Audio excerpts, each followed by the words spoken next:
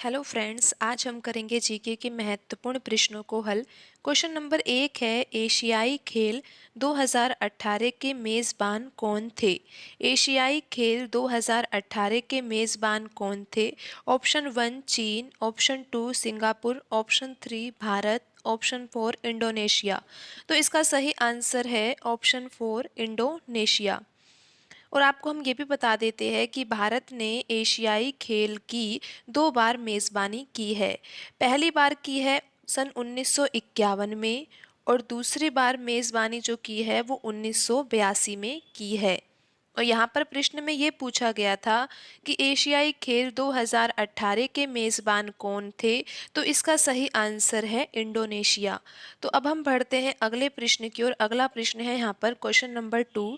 प्रश्न में पूछा गया है कि प्लासी का युद्ध कौन से सन में लड़ा गया था? प्लासी का युद्ध कौन से सन में लड़ा गया था? तो इसका सही आंसर है ऑप्शन 2 1757। 1757 में प्लासी का युद्ध लड़ा गया था। ऐसा भी पूछा जा सकता है कि बक्सर का युद्ध कब लड़ा गया था, तो उसका आंसर होता सन 1764। अब हम बढ़ते हैं अगले प्रश्न की ओर। अगला प्रश्न है यहाँ पर क्वेश्चन नंबर 3।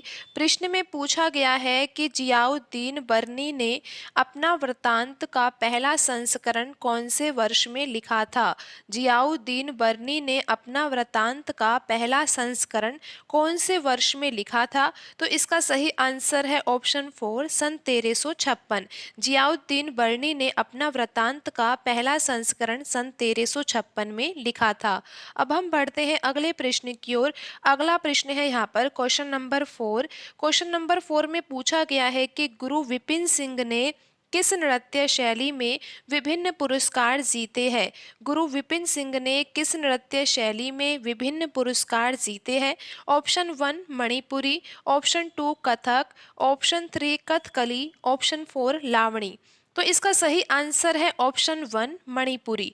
मणिपुरी शास्त्रीय नृत्य है और मणिपुरी शास्त्रीय नृत्य है और किस राज्य का नृत्य है? मणिपुर राज्य का नृत्य है। और मणिपुरी शास्त्रीय नृत्य में गुरु विपिन सिंह ने विभिन्न पुरस्कार जीते हैं। यहाँ पर आप देख सकते हो कि ऑप्शन 2 में लिखा हुआ है कथक। कथक भी शास्त्रीय नृत्य है और ये उत्तर प्रदेश राज्य का नृत्य है। ऑप्शन 3 में लिखा हुआ है कथकली। कथकली भी शास्त्रीय नृत्य है और ये केरल राज्य का नृत्य है। ऑप्शन 4 में लिखा हुआ है लावणी। लावणी महाराष्ट्र राज्य का नृत्य है। तो यहाँ पर पूछा गया था कि गुरु विपिन सिंह ने किस नृत्य शैली में विभिन्न पुरस्कार जीते हैं? सही आंसर है ऑप्शन 1 मणिपुरी शास्त्रीय नृत्य। अब हम बढ़ते हैं अगले प्रश्न की ओर। अगला प्रश्न है यहाँ पर क्वेश्चन नंबर 5 है, पाइका रिक्तिस्तान में किया जाने वाला एक लोक नृत्य है। यानी कि पाइका जो लोक नृत्य है वो कहाँ पर किया जाता है? Option 1 Jharkhand, option 2 Haryana, option 3 Maharashtra, option 4 Tamil Nadu. तो इसका सही आंसर है ऑप्शन 1 झारखंड। पाइका झारखंड में किया जाने वाला एक लोक नृत्य है। अब हम बढ़ते हैं अगले प्रश्न की ओर। अगला प्रश्न है क्वेश्चन नंबर 6। क्वेश्चन नंबर 6 है, ठोस कार्बन डाइऑक्साइड को सामान्यतः क्या कहा जाता है? ठोस कार्बन डाइऑक्साइड को सामान्यतः क्या कहा जाता है? ऑप्शन 1 भारी जल, ऑप्शन 2 शुष्क बर्फ, option 3 table sugar, option 4 aspirin.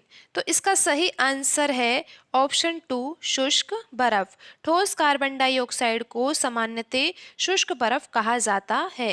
अब हम बढ़ते हैं अगले प्रश्न की ओर। अगला प्रश्न है यहाँ पर क्वेश्चन नंबर 7। प्रश्न में पूछा गया है कि भारतीय संविधान का निम्नलिखित में से कौन सा अनुच्छेद भारत के महान्यायवादी से संबंधित है?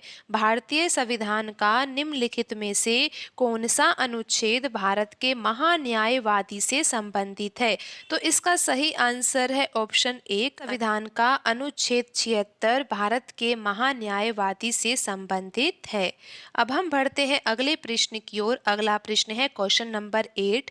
प्रश्न में पूछा गया है कि धनंजय यशवंत चंद्रचूड़ को अक्टूबर 2022 में भारत के कौन से मुख्य न्यायाधीश के रूप में नियुक्त किया गया है? धनंजय यशवंत चंद्रचूड़ को अक्टूबर 2022 में भारत के कौन से मुख्य न्यायाधीश के रूप में नियुक्त किया गया है? तो इसका सही आंसर है ऑप्शन 4, 50वें मुख्य न्यायाधीश। और वर्तमान में भी मुख्य न्यायाधीश कौन है? धनंजय यशवंत चंद्रचूड़ जी ही वर्तमान में मुख्य न्यायाधीश है। अब हम बढ़ते हैं अगले प्रश्न की ओर। अगला प्रश्न है क्वेश्चन नंबर 9। प्रश्न में पूछा गया है कि भूकंप के दौरान कंपन को मापने के लिए किस यंत्र का उपयोग किया जाता है? भूकंप के दौरान कंपन को मापने के लिए किस यंत्र का उपयोग किया जाता है? तो इसका सही आंसर है ऑप्शन 3, सिस्मोग्राफ। सिस्मोग्राफ का यूज किया जाता है भूकंप के दौरान कंपन को मापने के लिए। अब हम बढ़ते हैं अगले प्रश्न की ओर। अगला प्रश्न है क्वेश्चन नंबर 10। प्रश्न में पूछा है कि भारत की जनगणना 2011 का आदर्श वाक्य क्या था? ऑप्शन 1, हमारी जनगणना हमारा भविष्य। ऑप्शन 2, हमारी जनगणना हमारा गौरव। ऑप्शन 3, भारत की जनगणना भारत का गौरव। ऑप्शन 4, हमारी जनगणना सुरक्षित भविष्य। तो इसका सही आंसर है ऑप्शन 1, हमारी जनगणना हमारा भविष्य। भारत की जनगणना 2011 का आदर्श वाक्य हमारी जनगणना हमारा भविष्य था।